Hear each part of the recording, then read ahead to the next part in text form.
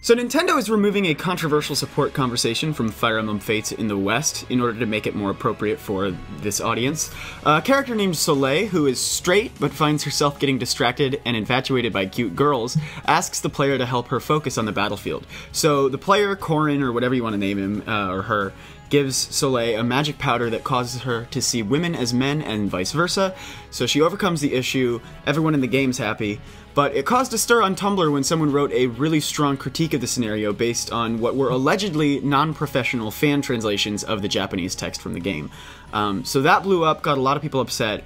Meanwhile, Fire Emblem fans pushed back, saying, you know, these allegations aren't true, that information is not correct. So it's become this kind of controversy. Some people see the scene as promoting gay conversion and drugging and other kinds of stuff, so Nintendo just decided, you know what, it's best to take this out. They're also removing that petting minigame that was like Pokemon and Me, but for Fire Emblem support characters. Yeah, a lot of people are saying, you know, this is changing the vision of the game, but... I don't think it is. It's a couple minutes of dialogue. Well, not only that, but when you think about it, this is the kind of stuff that flies in a game that's made for the Japanese market, but it would never have flown for a game made for the Western market. Well, right. I mean, that's what localization is. Right. And the way that we know Fire Emblem games are made is they're made for the Japanese market first. They're not made with a global audience in mind necessarily, and then Nintendo of America gets their hands on it and tweaks it. So this isn't it. If the game were made with a global audience in mind, you can bet that this stuff would never have made it in the game in the first place, because this kind of stuff is horrendously creepy in the West. Yeah, that would never have flown. Yeah, like the scene is literally he puts powder in her drink. Nah. Oh, that's even worse. Don't want that.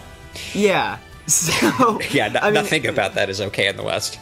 And you know that's something for Nintendo to consider going forward, is that Fire Emblem is becoming more popular in the West, especially with, you know, how many of its characters are included in Smash Bros. So in the future, they may want to consider the global market a little more during development rather than just during localization. And in that way, they can sort of avoid these big issues. Because you're right, it is something that is not seen as problematic at all in the Japanese market, at least so I've heard.